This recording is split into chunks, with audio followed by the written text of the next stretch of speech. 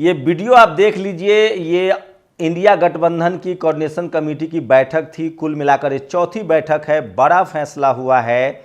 दिल्ली में शरद पवार के घर पर एक बैठक हुई, उसमें तय हुआ है कि अक्टूबर के पहले सप्ताह में भोपाल में विपक्षी नेताओं की बड़ी बैठक होगी। और वहीं इन लोगों ने तय किया है कि टीवी अखबार का ये लोग बहिष्कार करेंगे और एक एंकरों की इन लोगों ने लिस्ट बनाई है जहां इनके नेता नहीं जाएंगे।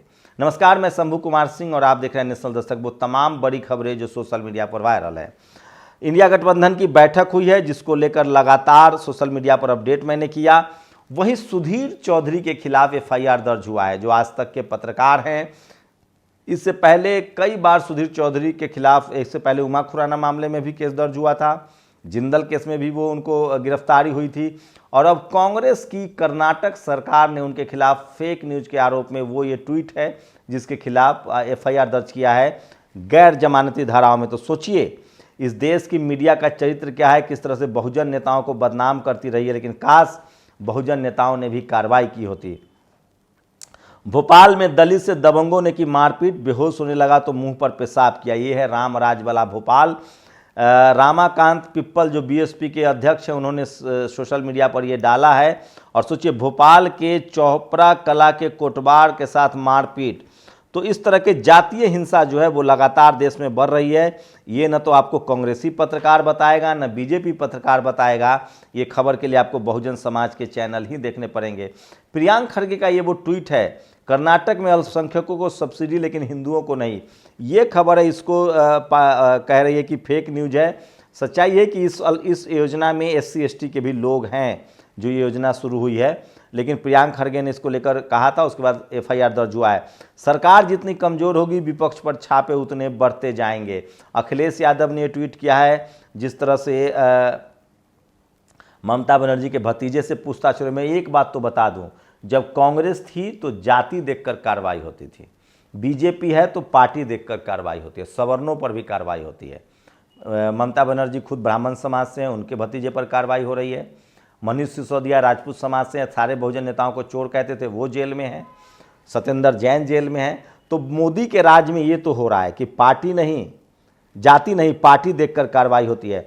एक बड़ी गलती हो रही है हेमंत सोरेन से। झारखंड के मुख्यमंत्री हैं, उन्होंने ट्रांसजेंडरों को ओबीसी कोटा में डाल दिया। दिलीप मंडल ने इसको लेकर बड़ा ट्वीट किया है और ये बीजेपी के लिए, हेमंत सोरेन के लिए बड़ा नुकसान होगा और आजसू और बीजेपी के लिए फायदे का सौदा होगा। SC ट्रांसजेंडर को SC में आरक्षण है, ST ट्रांसजेंडर को ST में आरक्षण है, OBC ट्रांसजेंडर में आरक्षण OBC में। तो क्या सवर्ण ट्रांसजेंडर का आरक्षण EVS में होना चाहिए था ना? इनको इन्होंने OBC रिजर्वेशन में डाल दिया है। ऐसे भी OBC का कोटा झारखंड में कम है, तो ये चुनावी नुकसान झेलना पड़ सकता है। हेमंत सोरेन नवयुग के शेख चिल्ली हैं। झारखंड में 14% OBC आरक्षण है।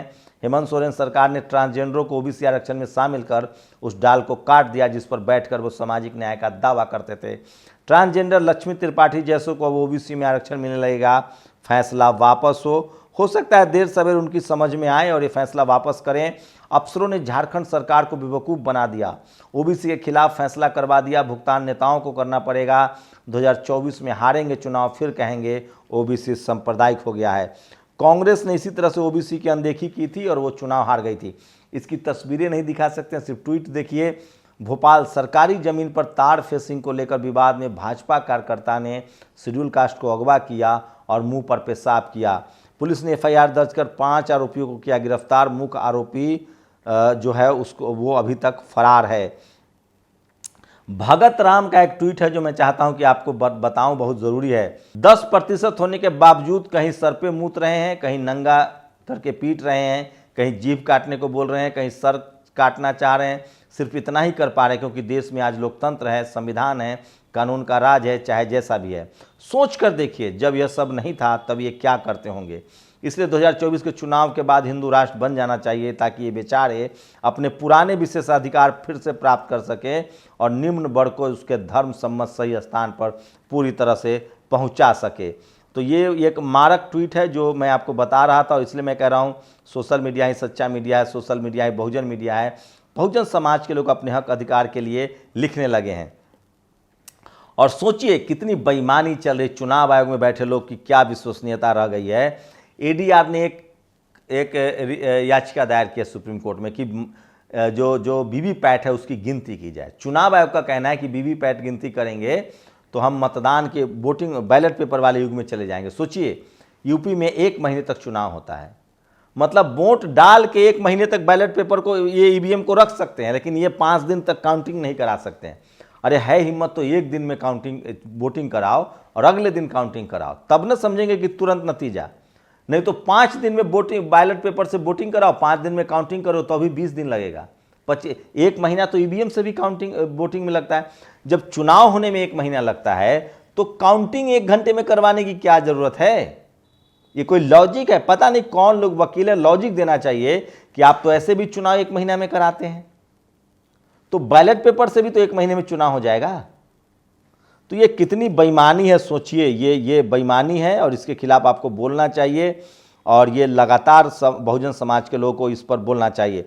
और ये देखिए, इस शख्स को ध्यान से देखिए, इनका नाम है केसी जोशी, रेलवे में चीफ प्रिंसिपल मटेरियल की पोस्ट पर तैनात थे। इनके घर से ज़्यादा नहीं 2.6 करोड़ रुपए कैश मिला है। ये देखिए, ये नोट हैं और ये साहब हैं, और सोचिए कोई समाज इनका बायकॉट नहीं करेगा। इस देश में SC ST OBC को खीरा चोरी के झूठे के आरोप में जेल में फंसा दिया जाता है। भूमि विकास बैंक के उत्पीड़न से दलित किसान नहीं रहे। 60,000 कर्ज लिया था, 3 लाख वसूलने आए थे अधिकारी। कर्जदार किसान को गाड़ी में 2.5 घंटे तक बैठाए रखा और मिन्नतों के बाद किसान को छोड़ा। उनको हार्ट अटैक आई है। आप सोचिए, सन्नी देओल हो या फिर तमाम बिजनेसमैन, उनके लोन जो हैं वो माफ़ कर दिए जाते हैं, करोड़ों करोड़ों। और ये जो जोशी जी हैं, CBI की टीम ने केसी जोशी को गिरफ्तार किया है। मात्र 2.5 करोड़ रुपए कैश मिले। और प्रिय सुधीर चौधरी, सच में मीडिया की आज़ादी खतरे में है, क्योंकि पिछले 9 सालों में मीडिया ने सरकार से न तो बेरोजगारी, न महंगाई, न पेट्रोल डीजल की बढ़ती कीमतों पर सवाल पूछा। जब कांग्रेस की सरकार थी तो सारे पत्रकार इकट्ठा होकर मनमोहन सिंह का इस्तीफा मांगने चलते थे। और इस बात में दम है, धन का इंतजाम इसको ही करना है ना, तन मन आपका ये अश्विनी है, तन मन से हम आपके साथ हैं। सुधीर जी, सुधीर चौधरी ने ट्वीट किया है कि कर्नाटक में कांग्रेस सरकार द्वारा मेरे खिलाफ FIR की जानकारी मिली। सवाल का जवाब FIR, वो भी गैर जमानती धाराओं के साथ, यानी गिरफ्तारी की पूरी तैयारी है। तो ये सोशल मीडिया पर है, देखते हैं कि इनको कहाँ से राहत मिलती है, वही रास्ता हम लोग भी अपनाएंगे। और झारखंड को लेकर भी लगातार खबरें हैं। झारखंड सरकार बड़ी गलती कर रही है। सोचिए, सुधीर चौधरी पर FIR, प्रेस मीडिया पर हमला नहीं है। यह स्वस्थ समाज बनाने के लिए ज़रूरी है कि सुधीर जैसे, तो सुधीर के खिलाफ बहुत सारे लोग ट्वीट कर रहे हैं जिस तरह से उन पर FIR हुई है। सबसे पहले एक दलित पत्रकार प्रशांत कनौजिया को इसका शिकार बनाया गया था, जो सोशल मीडिया पर वायरल है। इसलिए मैं कहता हूँ सोशल मीडिया ही सच्चा मीडिया है। और ये है वो खबर। सुप्रीम कोर्ट पहुंचा ADR, वीवीपैट की सभी पर्चियों को गिनने की उठाई मांग, दायर की याचिका। EC ने बताया अगर यह वीवीपैट की सभी पर्चियों की गिनती करने लगे तो देश पुराने मतदान के युग में वापस चला जाएगा। ये कौन सा नया मतदान है, मुझे तो आज तक समझ में नहीं आया। 1 महीने तक वोटिंग करवा के EVM रखते हैं, गिनती इनको तुरंत चाहिए, बेईमानी है। ADR ने सांसदों पर दर्ज क्रिमिनल केस को लेकर रिपोर्ट जारी की। इसमें बताया गया है कि देश के 663 सांसदों में से 306 सांसदों के खिलाफ मामले दर्ज हैं। इनमें 194 सांसदों के खिलाफ बहुत ही गंभीर धाराओं में केस दर्ज है। लेकिन ये सब पॉलिटिकल भी होता है, लेकिन एक छोटा सा जज भी लोअर कोर्ट का इन पत्रकारों को नाप सकता है। ये हैं आयुषी शुक्ला। ये इन पर भी कहा जा रहा है कि इन्होंने कुछ इस तरह के ट्वीट किए थे, इन पर भी योगी सरकार कार्रवाई करने का, योगी सरकार पर दबाव बन रहा है। तो सुधीर चौधरी के खिलाफ बहुत ज़्यादा सोशल मीडिया पर लोग नाराज़ हैं, कैंपेन चला रहे हैं और इनके ऊपर हुई FIR का समर्थन कर रहे हैं। लेकिन सोचिए, ये चीज़ अगर शुरू हो गया तो फिर बाद में भी होगा। ब्रिटिश अखबार कह रहे हैं कि ऋषि सुनक को G20 में तवज्जो नहीं मिली। जो बाइडेन मोदी जी के भरास ताइवान की प्रेस कॉन्फ्रेंस में निकाल रहे हैं। शी जिनपिंग और पुतिन आए नहीं। भारत मंडपम एक ही बारिश की पानी में डूब गया। G20 के लिए इंसान पर्दे के पीछे और जानवर पिंजरों में ठूंस दिए गए। 4100 करोड़ के अनाप शनाप खर्च के बाद भी देश के हाथ यही बवंडर आया। लालू यादव ने भी यही सवाल उठाया था जो सोशल मीडिया पर है। और सोचिए, टीवी अखबार में बैठ के लोग करोड़ों का कमाई कर रहे हैं और आपके बच्चों को, पिछड़े के बच्चे मोनू मानेसर बन रहे हैं। अपने बच्चों को किसी भी तरह के हिंसक कार्रवाई से रोकिए ताकि आपका बच्चा सुरक्षित रहे, उसे पढ़ाइए लिखाइए, अच्छे भविष्य की तरफ ले जाइए। शुक्रिया। नेशनल दस्तक की आपसे गुजारिश है कि अगर इसको बचाना चाहते हैं तो नेशनल दस्तक को सब्सक्राइब करने के लिए रेड कलर के सब्सक्राइब बटन को दबाएं, फिर बेल आइकन की घंटी दबाएं। नेशनल दस्तक को बचाने के लिए बहुत जरूरी है कि हर खबर को शेयर करें, लाइक करें, कमेंट जरूर करें।